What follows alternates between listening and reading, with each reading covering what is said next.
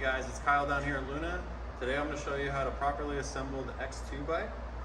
You only need a few tools. You need a 4mm hex, a 6mm hex, and then something to cut all the packaging off, so just scissors or any type of cutters.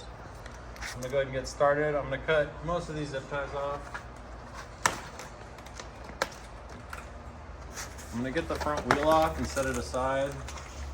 We're going to install the front wheel last. Almost last. Just set that over there for now. We go ahead and get these handlebars all freed up.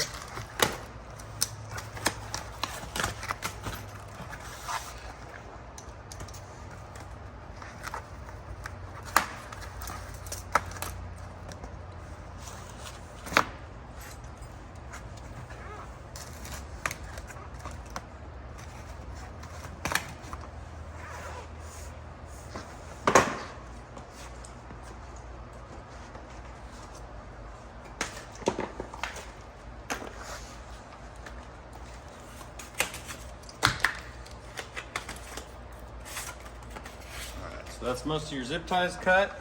The first thing you're going to want to do is get the handlebars installed.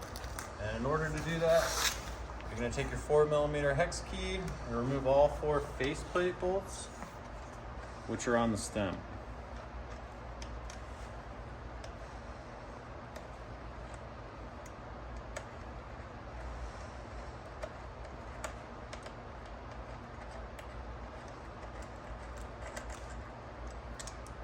You'll notice these all have a little bit of grease on them already, so you don't need to grease your stem bolts. And then if you want to get your stem nice and centered, there is a little centering guide there. You're just going to put that kind of right in the middle, and then we can fine tune that later once it's an actual bike. So one big thing you want to remember is you don't want to tighten like the bottom 2 all the way or the top 2 all the way. You want a gap. What I mean is you're going to want a gap in the faceplate here and a gap in the faceplate there. You don't want the bottom to be completely touching the stem itself. So we're going to go ahead and get all these somewhat tight.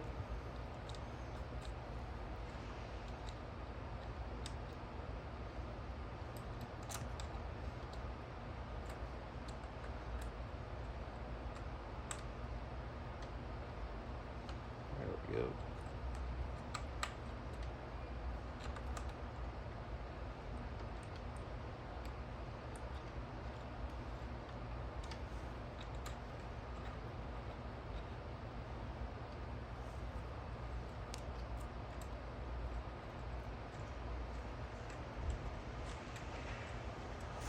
All right, so I left them loose enough where I can adjust this thing and get it nice and centered. You'll see you got a line right there in the middle. I'm gonna go ahead and snug this down right here.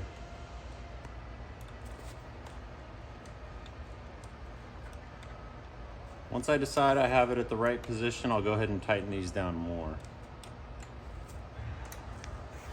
All right, so your next step is gonna be to go ahead and get the front wheel on. So I'm gonna go ahead and remove the packaging off the fork, and then grab the front wheel. Now, the most important part of this video is what I'm about to tell you right now.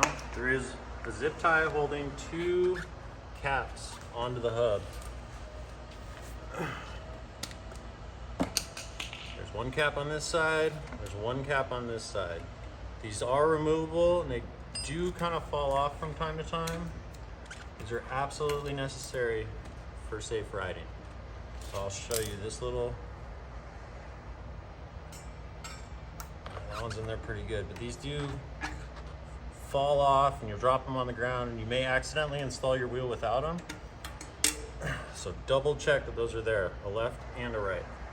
So your next step is going to be to remove the front axle from the fork.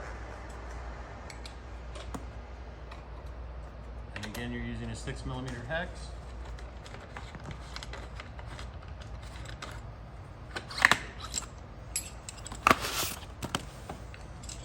And this already has a tiny bit of grease on it, so you're fine in that regard.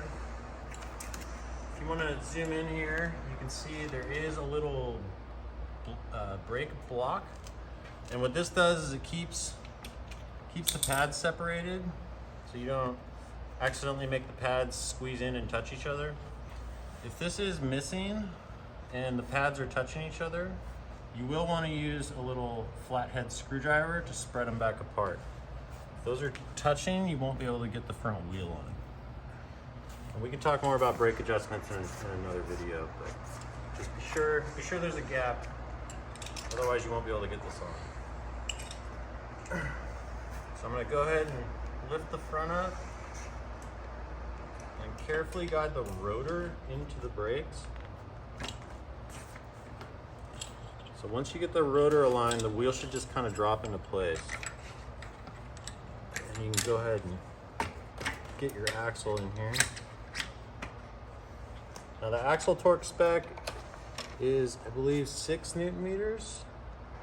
Or sorry, 9 Newton meters. So that is pretty snug. So you're gonna give it a good and tight. So now I know I got my front wheel properly installed. The next thing I'm gonna do is get this packaging off the top here.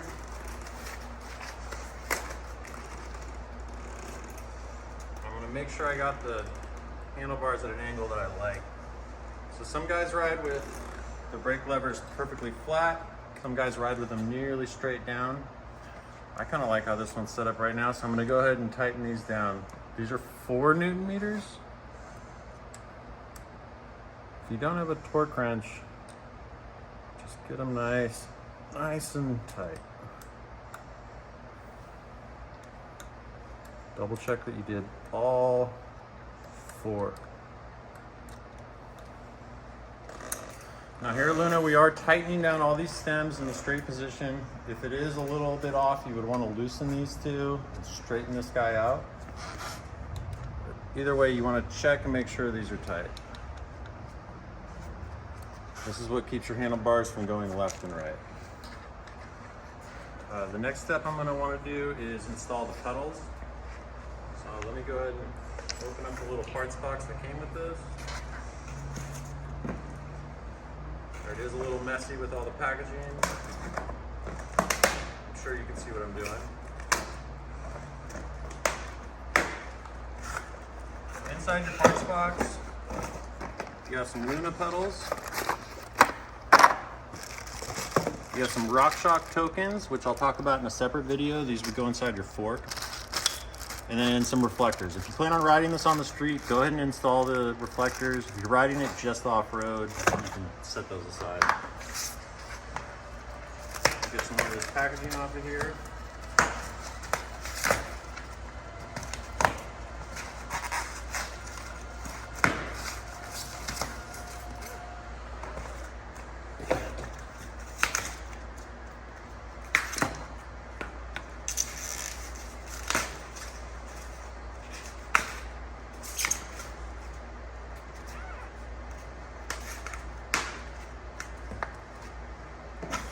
I like to leave this one in case I lean it up against anything. I'd leave this one for now until I'm about ready to go ride.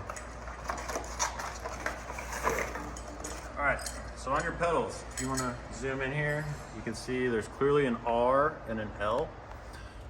And you can tighten these 2 ways. You can use a 15 millimeter opened end wrench, or you can grab them from the back and use a 6 mil. 6 mil is what most guys use. So I'm gonna go ahead and grab the one that says R. I'm gonna stick the 6 millimeter hex key through the crank bolt and then tighten in a clockwise direction. Now you want pedals nice and tight. I believe the torque spec is nearly 40 on pedals. So you're gonna wanna crank this guy down quite a bit. We're gonna do the exact same on the other side. Wrench goes through first, goes into the pedal.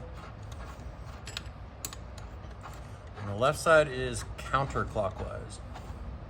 So it's the opposite of the right. Again, I'm gonna crank that down. Now before you can turn on your bike, you gotta plug in the display, which there's actually 2 plugs. And I know we've talked about this. These are very fussy plugs. These need to be plugged in all the way, otherwise your bike just won't turn on. That's just how these connectors are. So go ahead and push that all the way in. Take your second connector all the way in. And then there's your main power button. This turns your battery on and off. So go ahead and press that guy in. And if this display isn't turning on for some reason, it's these connectors right here aren't fully seated. So let's see, let's go ahead and hold down our power button right here. It takes a few seconds to fire up. And there you go. All these bikes ship with about 60 to 70% charge. You may want to go ahead and charge it up before your first ride. And we will be making a few follow-up videos on how to get your suspension set up, how to make little minor tweaks to the brakes or the gears. But this is just your initial assembly on the X2 bike.